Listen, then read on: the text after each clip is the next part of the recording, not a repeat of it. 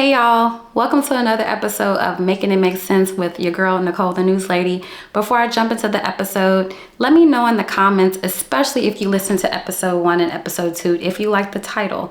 I'm trying out some new things. I really wanted to get it to stick, but let me know. Making It Make Sense with Nicole the News Lady. Today we're going to be talking about some somber things. We're talking mental health.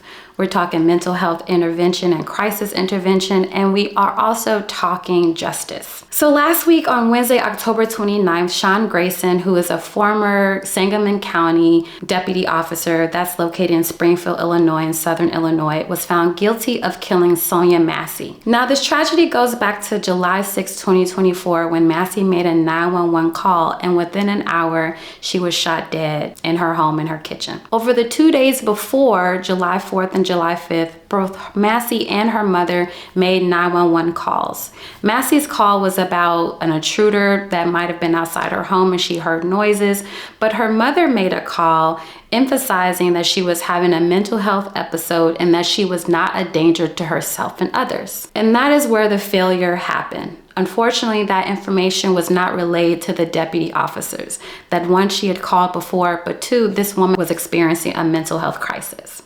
Unfortunately, cases like Ms. Massey's are common and the numbers are harrowing. People that have untreated and unmanaged mental health conditions are 16 times more likely to be fatally shot by a police officer, according to the Treatment Advocacy Center. Let that sink in. And the scope of this problem is massive. A National Library of Medicine study found that 1 in 5 fatal police shootings, the victim may have been experiencing a mental health crisis.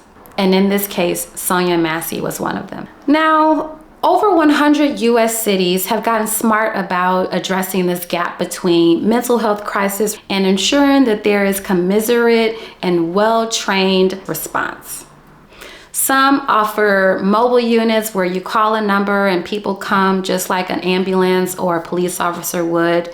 They've got really interesting, funky names like Cahoots.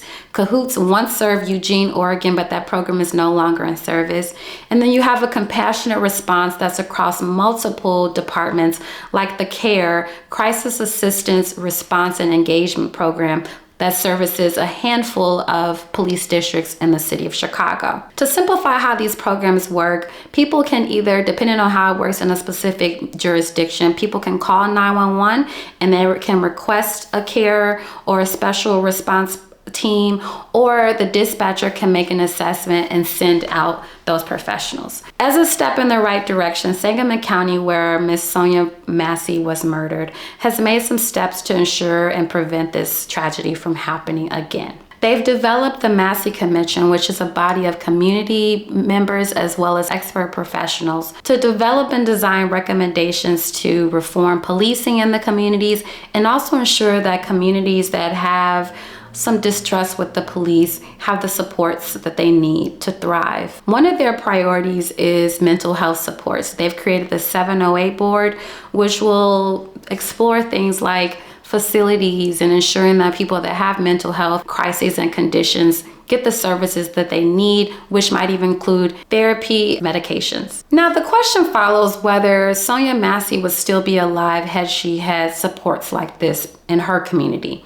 We don't know for sure, but we do know that these programs make a difference and they provide relief to those who get the services. Earlier this year, some colleagues and I investigated Chicago's CARE program. When someone calls 911, they can specifically request a CARE unit, or the dispatcher will make an assessment to determine that the person is not a threat, and this specialized team can go out and support them. The unit is comprised of a mental health professional, a paramedic, as well as a police officer. The CARE program's impact could be expanded. People have said that this is a really great resource and it's really made a difference. However, it could only be expanded with appropriate funding. As another part of our investigation, we wanted to know where the money came for this program and what it was spent on. And we found that the city of Chicago jump-started this program in the former administration of Lori Lightfoot, and they used federal pandemic relief dollars to do so. Now we know that those funds are not forever. In fact, those funds have been expired. However, Mayor Brandon Johnson in his 2026 budget proposal committed to sustaining the CARE program using funds through the corporate fund. The corporate fund is essentially where all the taxes and revenue that the city gets go. That's why we are putting forth this new tax, the first of its kind in the nation, that will tax social media companies to fund our network of city-run free mental health clinics and our mental health crisis response team. That revenue will go towards the mental health clinic that we reopened in Roseland on the far south side of Chicago. It will go to our clinic in Pilsen and the mental health professionals that we added to the Legler Library on the west side. I would also make sure that we are clear. I would allow us to continue, you all, to maintain and expand our mental health network throughout the city so that every Chicagoan, no matter where they live, can truly have access to adequate mental health care.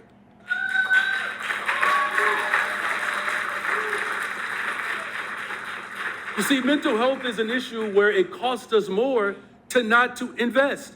Now, it's not clear whether the program is going to change, whether it would expand, whether it would contract, whether it will look any different than what it has in the past. However, the most important thing is that the commitment to sustain the program and provide this service is still there. Now, going back to Ms. Massey's case, mental health crises, when it comes to the person as well as the police officer and anyone, quite frankly, can escalate rather quickly. This is clearly evident in the situation with Ms. Massey, and the body cam footage will verify that. It is clear, specifically trained mental health officers and professionals could have turned this thing around.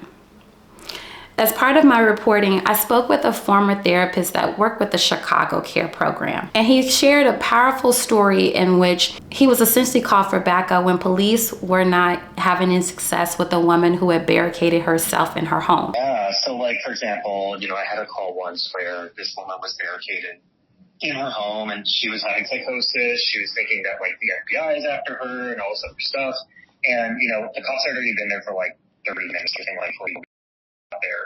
And I think that cops a lot of times, one, they can get really impatient, or two, like they just don't want to deal with it or they don't know how to deal with it. Mm-hmm. And in that situation, after kind of talking with her and kind of meeting her where she's at and kind of validating some of her reality that she was going through, she was able to come out of the house. She was able to talk with me outside of the house. We were able to kind of get her connected to resources and ultimately kind of get her to the hospital, which, she agreed to after persuasion. Mm-hmm. So I think situations like that, I do think like we were able more so to like reason and have more patience and kind of take the time that some of these people need. A lot of times I think cops, they want to rush things, they don't want to deal with it. So in this situation, the police officers that were already there, they were naturally challenged to give the situation the time and consideration it needed to de-escalate, because this is not a normal situation. We also know that officers want to destabilize a scene quickly, and usually they use their most common tactic, which is use of force. But the therapist training allows them to slow down and even affirm the woman's reality and de-escalate the situation. For the officers, the urge to interrupt and to get the person to snap out of it, that's based on logic. However, in a situation like this, you can't apply that logic simply because the person you're working with has a reality or is experiencing a reality that is altered by their mental state. We can assume that the officer that did kill Miss Sonya Massey experienced similar frustrations of not understanding what was going on, and most importantly, how to deal with it in a way without using lethal force. The truth of the matter is, these fatal interactions do not need to happen. With political will and funding, we can go a long way with ensuring that lives lost like Miss Sonya Massey's don't happen again. Let me know in the comments if you're familiar with alternative response programs, if you've benefited from them or you know someone, or if you'd like to bring something like this to your community. Please be sure to like, comment, and subscribe to the channel, and I'll see you next week.